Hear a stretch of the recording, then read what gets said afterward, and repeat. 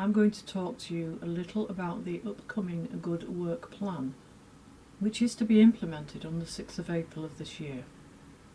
It is a government strategy and it is set to reform employment law with a focus on fair and decent work, clarity for employers and workers, and a fairer enforcement. So who will it affect? Well, it will affect all businesses that employ people, use agency workers or subcontract labour. The key changes include a new right to a written statement of terms, amendment to agency worker rules, changes to IR35 rules for the private sector, holiday pay reference period adjustment, and new parental bereavement law. Let's just take a look at the written statement of terms and the requirements. Currently, employees who have been continuously employed for more than 1 month must be provided with a written statement of terms within 2 months of their employment commencing. This is set out in Section 1 of the 1996 Employment Rights Act. From the 6th of April, all new employees and workers will have the right to a statement of written particulars from their very first day of employment.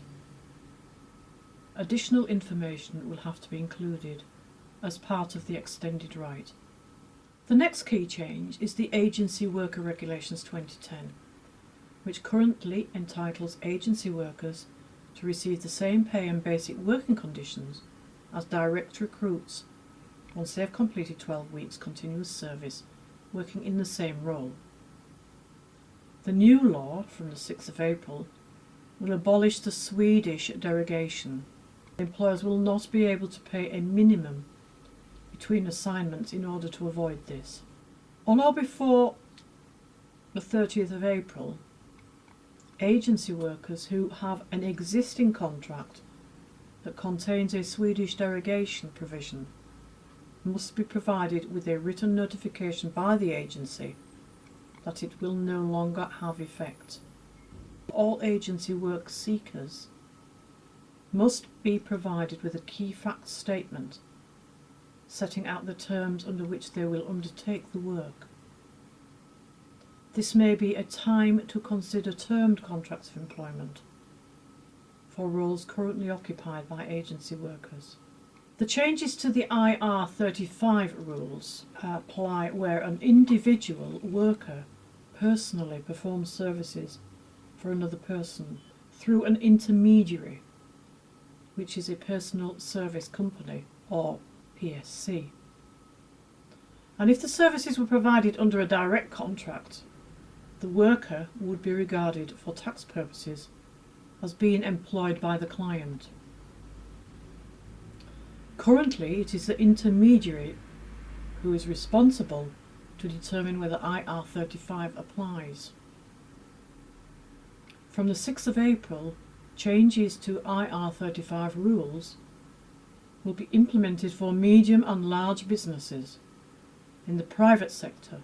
Under the new regime, for all contracts entered into or payments made on or after the 6th of April, the onus will shift from the PSC to the end user client to make a status determination. Responsibility for accounting for tax and national insurance will shift to the party who pays for the individual's services. In anticipation of these changes, it is essential that medium and large businesses carry out an assessment to determine whether the new rules under IR35 apply to their independent contractors and review their contracts and pay arrangements. The next key change is to holiday pay reference periods, where this is adjusted, and this follows the case of Bear Scotland v Fulton in 2015, and then there was a further case in 2019, East of England Ambulance Service NHS Trust v Flowers. Currently, the holiday pay reference period is 12 weeks. From the 6th of April, this will increase to 52 weeks.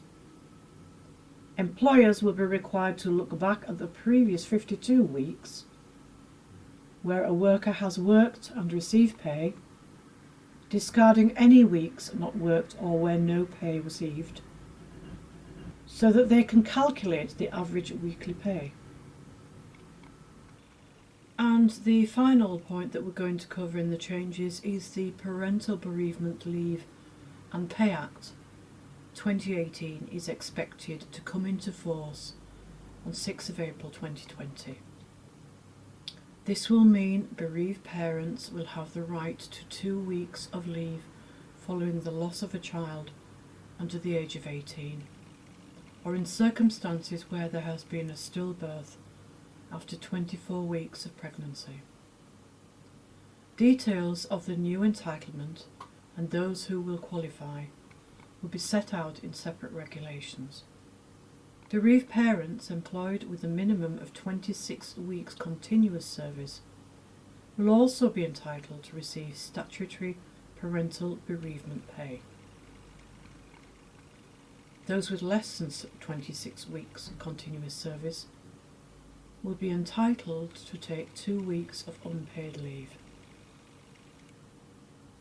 So what do all of these changes mean for businesses? The majority of businesses will have to make some changes, especially if you employ agency staff or team members working shift patterns. Among other things, you may need to amend contracts, consider your relationship with agency workers, and how you calculate holiday pay.